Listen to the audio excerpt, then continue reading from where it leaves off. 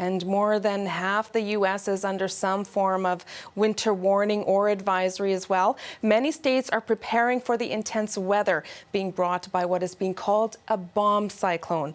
Travis Danraj is in Washington for us this morning. So Travis, what is the situation stateside? Hey, Juanita. Well, you know what? You were just talking to Ethel. I flew out of Toronto yesterday, and I was lucky to catch my flight. But a lot of people that are traveling to the U.S., it's going to be pretty tricky for them. I will tell you, walking into our bureau here in D.C. this morning was not fun. It is cold.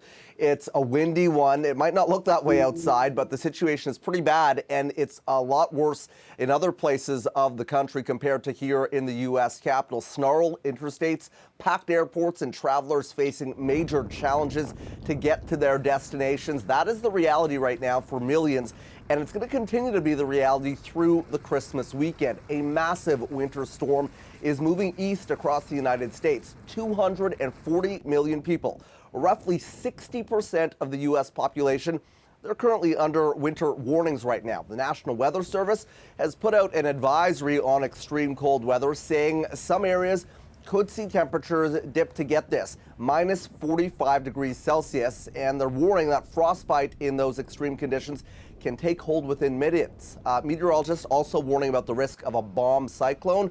That is a phenomenon that happens when atmospheric pressure rapidly drops for at least 24 hours, and it could make the situation a lot worse. U.S. President Joe Biden talked about this a bit yesterday. Here's what he said at the White House. It's dangerous and threatening. This is really a very serious weather alert here. And it goes from Oklahoma all the way to Wyoming and Wyoming to Maine.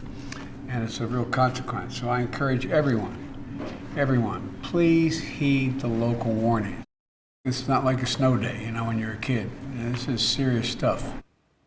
So, as I said, the travel situation right now is very precarious. Delays within, into, or out of the United States today have already topped 1,000. Cancellations over 3,000. The National Rail Service, Amtrak, has already suspended some Midwest and cross-country routes through Sunday. And some U.S. airlines are waiving change fees and fare differences in areas affected. But if you decide to cancel altogether, Juanita, you might be out of luck. So a serious situation indeed, and the worst of this storm has not hit several major U.S. cities just yet. All right, thank you so much for that this morning, Travis.